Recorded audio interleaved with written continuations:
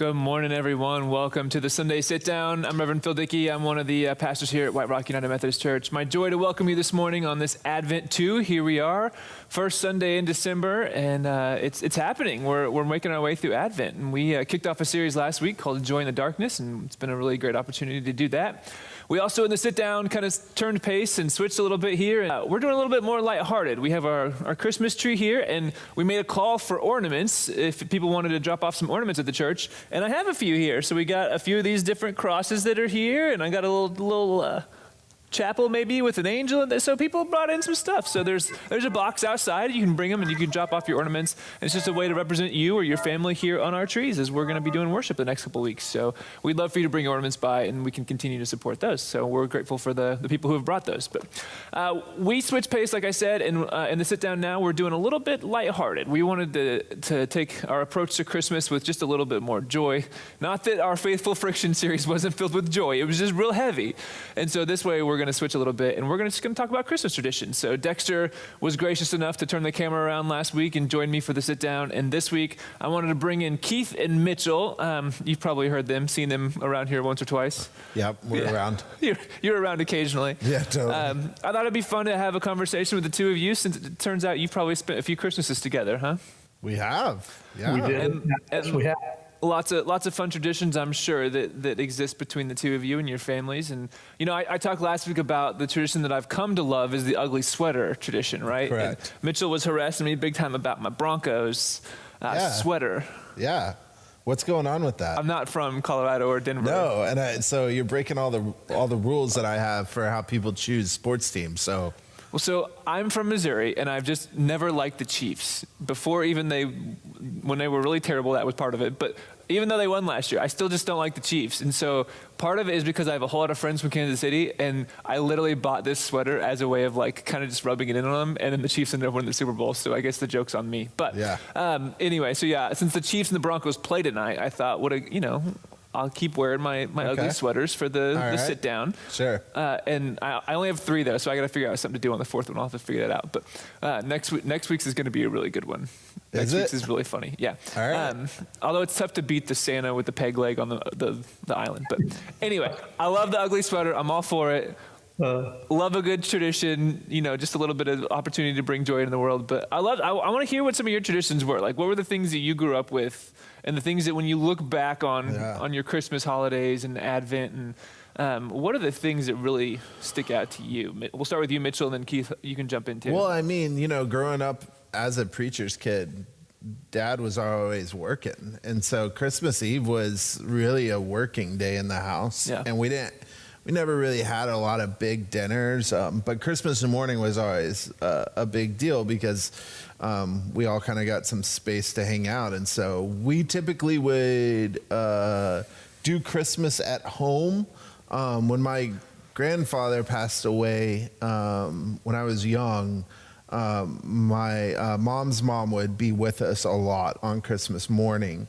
And so we would do that and, something would be in the oven. We would do tamales. That was always a big deal. And then we would pack up all the new toys and all the new stuff. And then we would head into Dallas because, we were in Gainesville or Denison or Leonard or wherever. Mm-hmm. So we'd head into my dad's folks' house, and that was always just a wild, big time because Dad has 3 siblings, and so it was just really, really busy and chaotic and fun. And and we would spend all of Christmas Day really there, and then kind of depending on where we were living, either spend the night or head back home.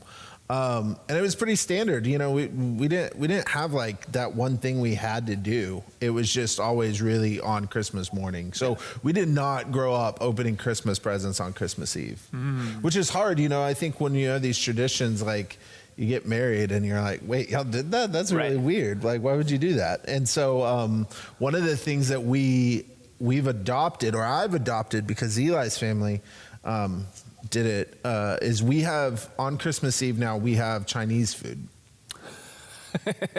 And we get it from Hong Kong right here at Old Gate, where Old Gate dead ends to Garland Road. There's Hong Kong restaurant, and we have literally every year since we've been here in East Dallas, that's where we've had our Christmas Eve dinner. I love that. Yeah. That's so funny. The presents thing is a tricky one. We always did like presents for each other, like a family, and they were all wrapped the night before. But then like Santa never wrapped our presents. Yeah, Santa's unwrapped presents.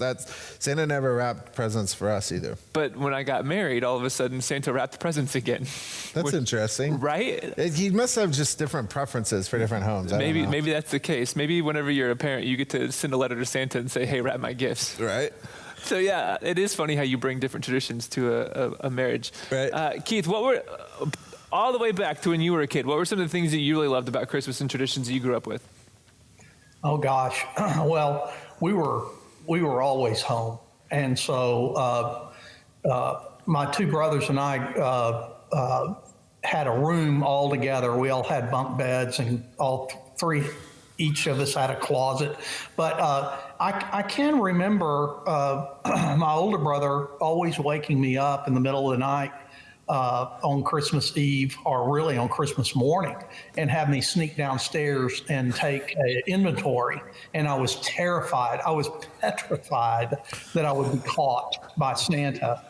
And yet, I guess his bullying weighed my fear, and so I would do so. Of course, I sometimes just made up stuff. I got halfway down the stairwell and then just turned around and came. Oh, there was a bicycle, and there was a. He didn't know anyway, and I get these dirty looks on Christmas morning because everything I made up wasn't really there. So Yeah. That's pretty clever. Yeah, it was my family was always way over the top when it came to Christmas giving. You know, it was just always more than we needed, sort of an excess. And, you know, that was fun while it lasted. And then it became, I don't know, just kind of a spectacle in a way. Each year, especially when grandkids came, I can remember Mitchell's first Christmases. He was just inundated as a first grandchild with just, it was too much. It was over the top, you know, stockings and stuff like that. So, but it was always a family time. We would do the same thing. I mean, the same thing happened to us. We would have Christmas morning when I was growing up, and then by about 9 o'clock, Dad would say, "Okay, let's get it together," and we'd go over to his parents, my grandparents' house, and we always hated leaving. Yeah. All our toys All and those new everything. toys. Yeah. Yeah, and we had Christmas lunch over there with my cousins and my aunt and uncle, and you know, so yeah, that was very much a family tradition. We could count on that happening every Christmas from when I was born through college. Oh wow. Yeah. That's awesome. Did you guys have any food traditions that were like Chinese on Christmas Eve or anything? No, not really. Not that I can remember. I always went to Kessler Park for Christmas Eve services. That was always a tradition. Candlelight services at Kessler, and then, it was pretty much routine. Just the same thing, year in and year out, Christmas in and Christmas out. Yeah. Keith, were there traditions that you either loved and you were like, I want to carry these on, and you did with Mitchell? I know you're saying like with the family, but were there some that you were like, get those out of here. We're not going to do those anymore. So, well, not so much get rid of when Diane and I married, her father boxed up ornaments and gave them to me. They gave Diane an ornament every year she was born. When she was born, every year. That's cool. On Christmas, and they would date it.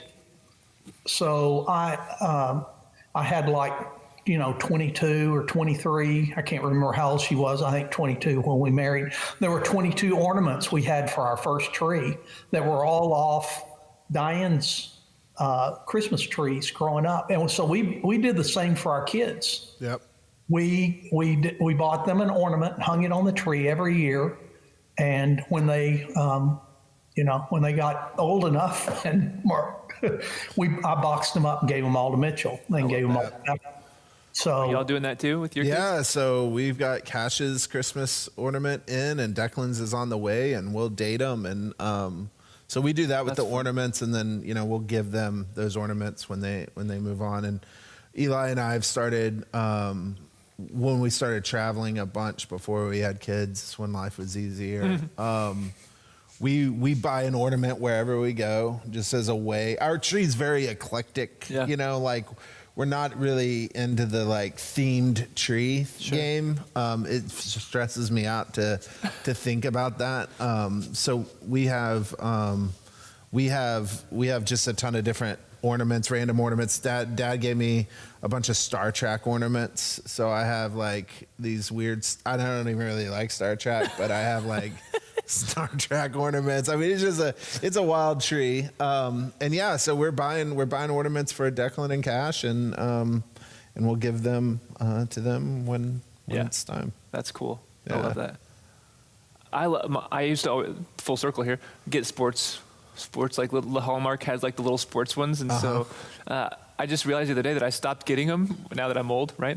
And so I went on eBay and found a bunch of them, and I just ordered a bunch of them the And other just day. giving them to yourself? Because, yeah, exactly. Yeah, totally. Because we have a tree downstairs, and it's decorated a little bit I'm not going to say fancy because it's kind of eclectic too, but then we put one up in the girls' playroom as well, And the that's kids. kind of the And so all my sports tacky, ones, ugly Christmas sweater tree. that's exactly what it is. Yeah, yeah. Throw it all on there. So I'll bring my Peyton Manning and my Cardinals up here maybe and put them on one of the trees here. Yeah, we also I put up Christmas lights. That's a big deal. Yep. We get them. I got the LED ones, but they just didn't look right. So I early on returned them, and now I do the screw-on bulbs from Elliott's. So shout out to Elliott's, just around the corner. Solid. The real power suckers of Christmas lights. But I got the big C9 bulbs up, and we're multicolored out front, and yeah. Well, that's a big question, right? Multicolor or white? Which one you got? Typically, in Rockwall, the whole luminaries were everywhere, and they were electric, and they stayed up year round, but everyone did the same white. So I grew up with very white, bright Christmas lights. But no, multicolored to keep it a little tacky, What about you, Yeah. Keith? Are you white or colored lights? we do white. We do white, clear white. It reminds me when I grew up, my dad was always over the top with Christmas. And Oh, yes. what Dad did is that he had our names in neon.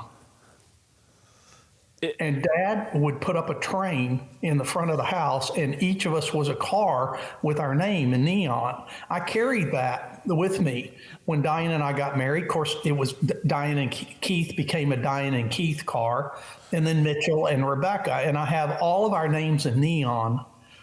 Train was ridiculous, though. There was a dolphin jumping, it was a circus train car. And I mean, at the end of it, there was, how many cars were on there? 15? Well, there were a lot of cars. I mean, Dad just went nuts with it. He just went crazy.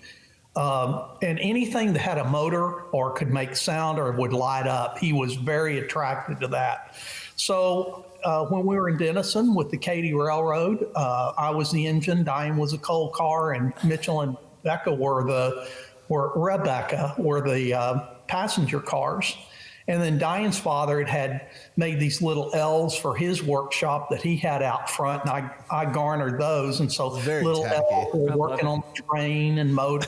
It's very weird. I still have neon, and Diane forbids any neon illumination. I would need to, of course, find a neon vendor or maker to add Eli, which is great. It wouldn't be Elizabeth. Yeah. Cheaper.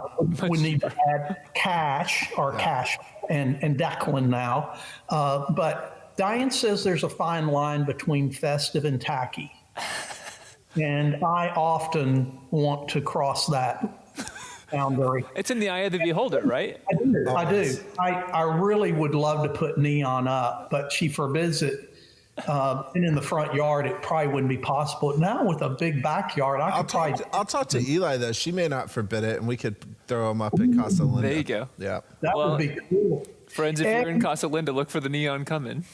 So theologically, I think everyone in God's family needs their name in neon. I like it. The new book of life. It is quite spectacular to see your name in neon and to know that you are a child of God. It's a very electrifying feeling. I don't know how to wrap this up. This is just too good of material to wrap up. But and we've got lots more. I mean, the giving Christmas tree. That I'll just leave it at that. That's kind of an inside joke. The giving tree, So we've got lots more. I love it. Well, Keith, Mitchell, thank you guys for joining us and for sharing your traditions and your histories, and grateful for the opportunity. Come back next week. We'll have some more folks on talking about their favorite Christmas traditions, and go Broncos. I didn't say it.